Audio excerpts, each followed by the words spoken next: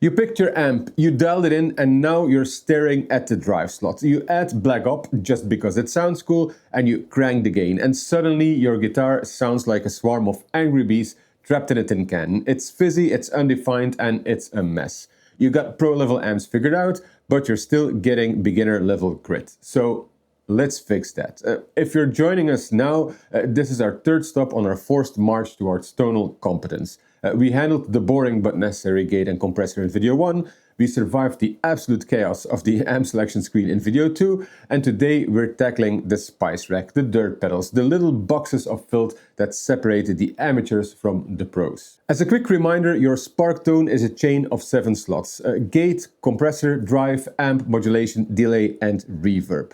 We are on slot 3, and it's the one most people mess up. We're going to cover what these drive pedals actually do, how they are modeled after real-life pedals, and how to choose the right one for your genre. And most importantly, how to stack them with your amp to create complex professional sounds. And first, what even is a drive pedal? Well, it's just a tool for adding gain or clipping to your signal before it hits the amp model. This gives you more saturation, sustain, and character. And just like with the amps, Positive Grid modeled all of these after iconic real-world pedals. The Tube Drive, for example, is their take on the legendary Ibanez Tube Screamer, and the Klon Drive is a version of the mythical Klon Centaur. Before you even touch one, you need a process. Most of these pedals have 3 main controls, but the labels might change a bit depending on the pedal, so don't let that confuse you. Their function is almost always the same.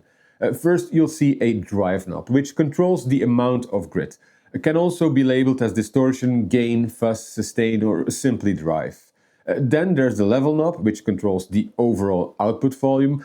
Might be called volume, output, or level. And finally, there's a tone knob, which shapes the EQ. Might be called filter, treble, or tone. And here's the only way to dial in one properly. First, get your clean or edge of breakup amp tone sounding good by itself. Then turn on the pedal and set all the knobs to 12 o'clock straight up. The next step is the critical one. Find what's called unity gain. Toggle the pedal on and off while you're playing and adjust the level knob until the volume is the same whether the pedal is on or off. Now you can actually hear what the pedal is doing to your tone, not just making it louder. And after that, slowly either bring up or bring down the drive or gain up until you have the exact amount of grit you want. And then finally, use the tone knob to shape the EQ. Turning it down makes it warmer.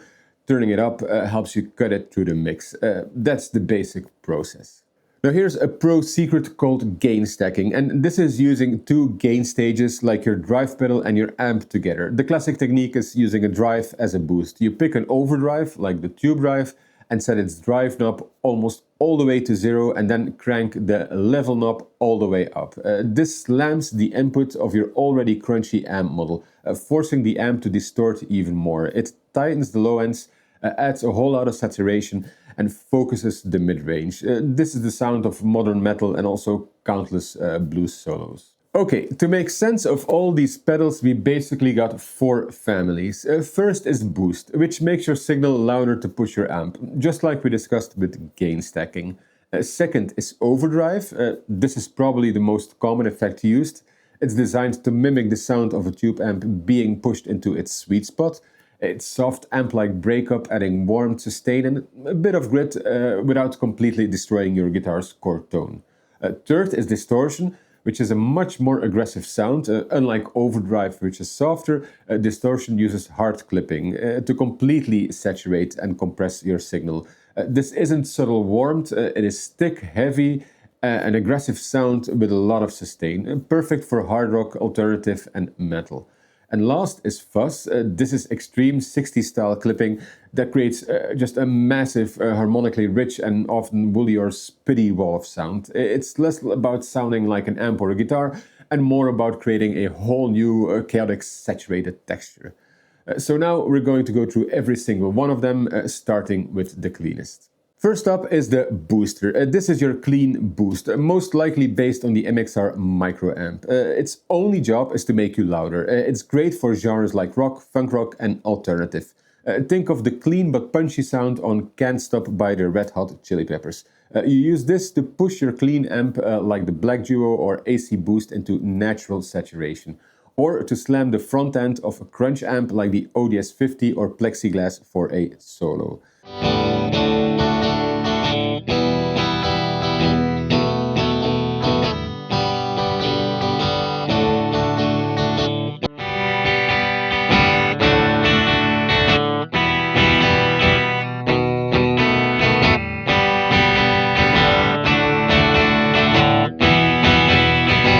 And now for the overdrives. We start with the Klon Drive, the Sparks version of the mythical Klon Centaur. This is a transparent overdrive famous for blending your clean signal back in. Original units are famously rare and cost an absolute fortune, making this a very sought-after sound.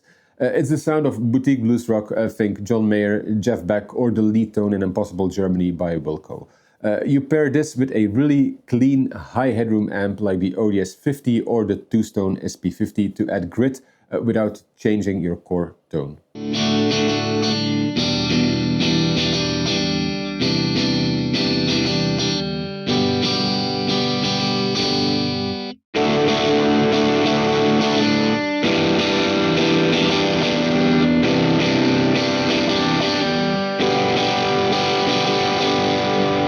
Next is the Tube Drive, and this is arguably the most famous pedal of all time. It's the Ibanez Tube Screamer. Its magic is that it cuts out some of the low, muddy low-end frequencies while simultaneously boosting that mid-range, creating that classic vocal-sounding mid-hump. This is what makes it incredible for cutting through a dense band mix, making your lead lines sing without adding harsh treble. For blues, you can crank the drive into a Fender-style amp like the Lux Verb for that classic Stevie Ray sound.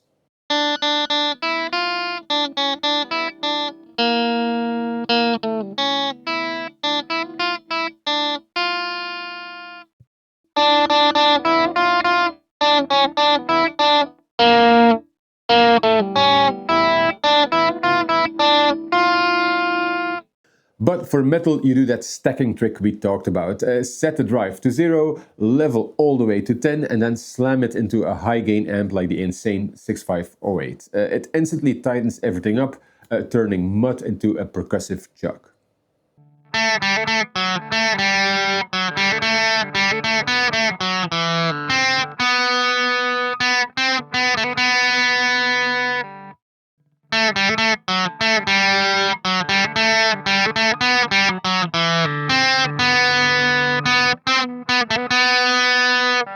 The Overdrive is based on the Boss OD1, one of the original overdrive pedals from the 70s. You've literally seen this yellow box everywhere. It's an industry standard for a reason. Its unique magic comes from asymmetrical clipping, which means it clips the top and the bottom of the sound wave differently. This creates a sound with a more complex, even order harmonics, making it sound a bit more raw and amp-like compared to the smoother Tube Drive. It is perfect for adding crunch to those ultra-clean amps like the Silver 120 or the AC Boost 30, giving you that kind of 80s new wave or post-punk sound.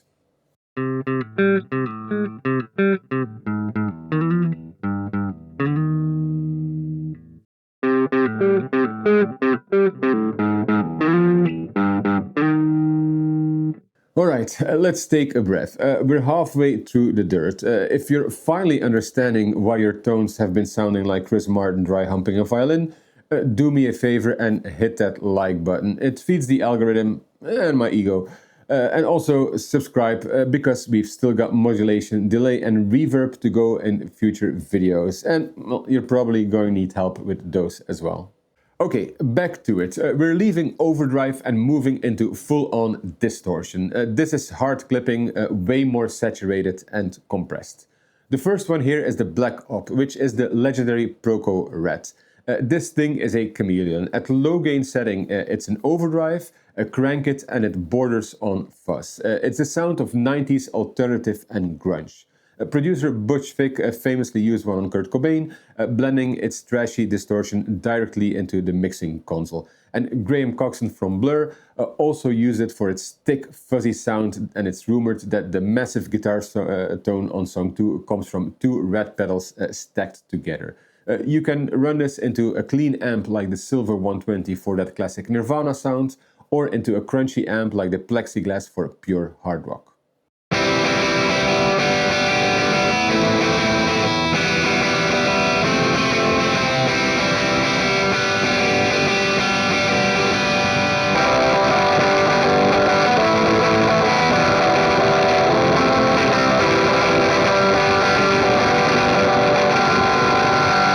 Then there's the Sab Driver. This is a weird one. It's based on a Tech 21 Sans amp, which isn't just a distortion pedal, it's an amp simulator in a box. It's designed to emulate a different amp voicings, and frankly, it's a bit redundant when you have all these amp models here. But it's famous for that 90s grunge direct-to-mixing desk sound. Think Rape Me by Nirvana. And this one pairs best with the Black Duo.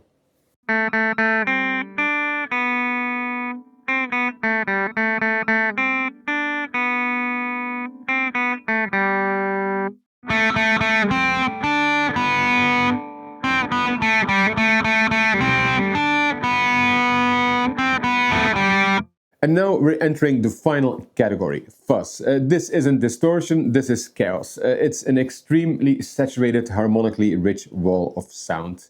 The fuzz model is based on the Dallas Arbiter fuzz face, one of the original 60s fuzzes?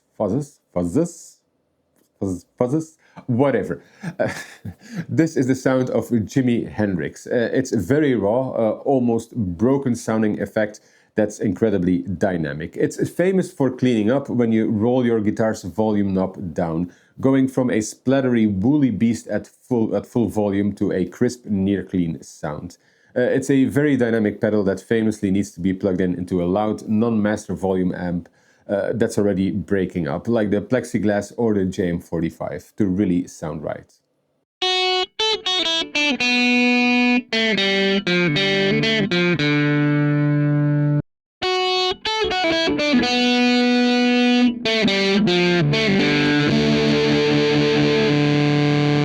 And finally, a pedal that I really like, the Guitar Muff. This is the Electro Harmonics Big Muff, where the fuzz face is raw and spitty, the muff is thick, smooth, and has an almost endless violin-like sustain. It's that massive wall of sound you hear in garage rock or stoner metal. Think the White Stripes. You just plug this into a loud, clean amp like the Black Duo, hit a power chord, and let it ring for a week or two.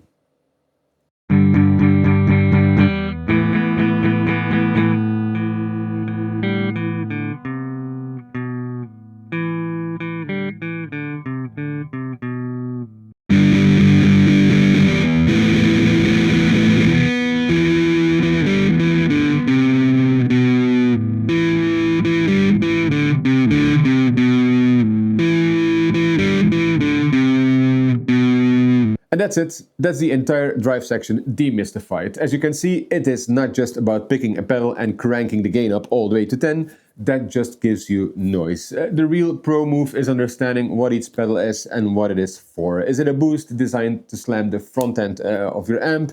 Is it an overdrive meant to add warm amp-like breakup and focus your mid-range?